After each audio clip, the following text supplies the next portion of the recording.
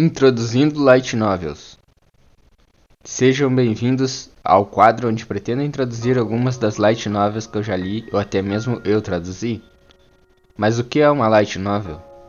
Assim como os mangás são uma história em quadrinhos, Light Novels são uma série publicada em formato de livros, com algumas poucas ilustrações por volume para a introdução de personagens ou cenas que deixam uma impressão forte no leitor. Geralmente são convertidas em formato de mangá ou anime posteriormente. E são dessas séries de livros das quais ultimamente eu tenho lido bastante que eu pretendo introduzir a vocês que estarão assistindo os meus vídeos. Inclusive eu devo aproveitar o hype para falar dos livros que li que receberão anime em breve. Algumas das séries que falarei já têm anime e mangá. Outras são lançadas oficialmente no Brasil e podem ser compradas em livrarias ou direto pelas editoras. Outras só serão encontradas no idioma inglês e outras são traduzidas por fãs para o português brasileiro. Algumas delas eu deixarei o link para leitura na descrição dos vídeos. Capítulo 1 Unbreakable Machine Doll, também conhecida como Kikou Shoujo wa Kizutsukanai, ou A Boneca Mecânica Inquebrável. A sinopse. No início do século XX, a tecnologia mecânica e a magia foram unificadas para criar marionetes autônomas, capazes de raciocinar e usar magia.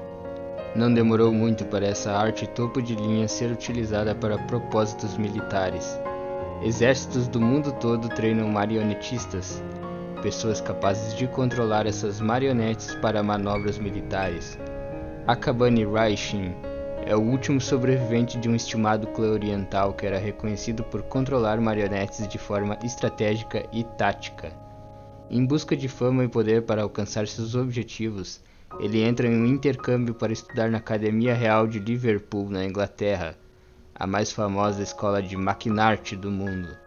A escola é hospedeira de um torneio chamado de Festa Noturna, onde o vencedor é considerado Wiseman, o sábio, que é reconhecido mundialmente. Acompanhado por sua marionete Yaya da Lua, sua fofa companhia que tem a forma de uma linda menina, ele planeja participar do torneio para chamar a atenção e se vingar do assassino de sua família. A ambientação. A história se passa no final do século XIX e início do século XX do nosso próprio mundo, e diferente de outras light novels que se passam sempre no Japão, aqui nós temos uma mudança clara de cenário. Nós temos uma Inglaterra na era eduardiana. Embora essa era tenha sido um período curto de tempo, ela também ficou conhecida por sua arquitetura única. Isso já nos é mostrado logo de cara no prólogo, quando o livro cita a estação de trem como tendo um domo arredondado e artístico. Um esforço claro do autor Kaito Reiji em retratar a época que ele escolheu como cenário para sua história. Mas ainda não estamos isentos de um cenário japonês, já que o nosso protagonista vem da pequena ilha isolada no Extremo Oriente. Nós temos flashbacks mostrando um pouco de sua vida no Japão antes de chegar em Liverpool. A fantasia da história. É aqui que entra o elemento fantástico no universo que o autor criou. Embora se passe no nosso mundo, aqui todas as lendas são verdadeiras. A maquinarte, ou como eu costumo chamar de arte mecânica, consiste na união de artesãos que criam marionetes com circuitos mágicos. Existem as duas coisas separadas, os magos que dominam a magia e também os artesãos que apenas criam marionetes comuns de auxílio do dia a dia das pessoas. Porém, a combinação de ambas criou o elemento de maquinarte, uma caixa preta de Pandora selada, conhecida como Coração de Eva. Esse é o segredo mais bem guardado dos artesãos que criam marionetes autônomas. Significa que elas podem pensar e agir como seres humanos, enquanto ainda são subordinadas a seus mestres. Existe uma lei conhecida como dissonância mágica. Apenas um circuito mágico pode existir de cada vez. Porém, esse Coração de Eva é a única magia que serve de exceção à regra. Ninguém sabe quem o construiu ou como o construiu. Porém, sendo facilmente reproduzível, ele permite que uma marionete seja equipada não apenas com sua vida, mas também com uma magia especializada para fazer algo, como por exemplo, transformar o corpo físico em líquido. Isso significa que cada marionete de combate pode apenas ter uma magia singular, nunca podendo conter mais de um poder especial. Os protagonistas da história. Como mencionado anteriormente, Haishin é um jovem aluno intercambista do Japão que veio à Inglaterra com o pretexto de estudar maquinarte. Haishin é um membro de um poderoso clã japonês especializado em táticas de guerra, capazes de lutarem controlando mais de uma única marionete ao mesmo tempo.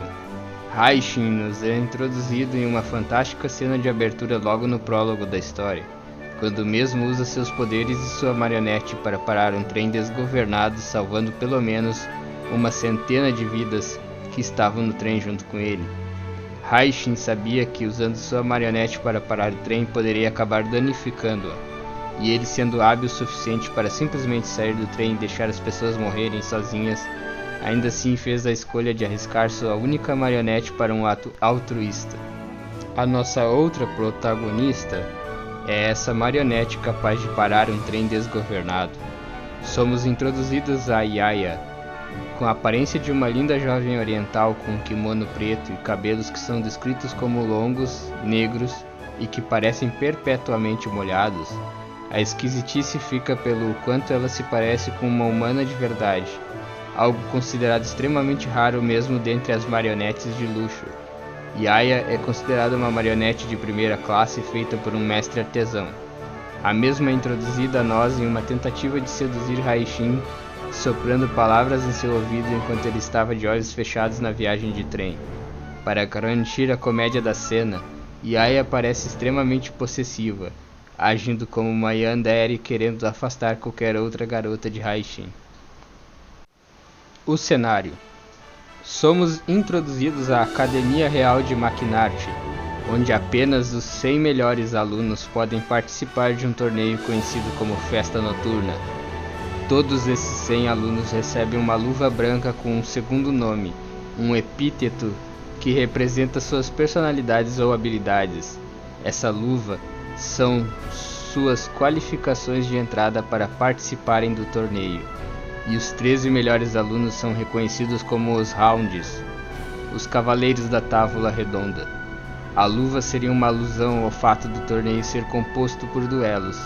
Afinal, atirar a luva na cara de outra pessoa é o mesmo que dizer que você a está desafiando para uma batalha mortal. Enquanto a academia não proíbe que seus alunos saiam para visitarem a cidade, uma vez que as marionetes dos alunos entrem, elas estão terminantemente proibidas de saírem de dentro do campus da academia até que o aluno se forme, com guardas apostos com ordens de disparar para destruir a marionete.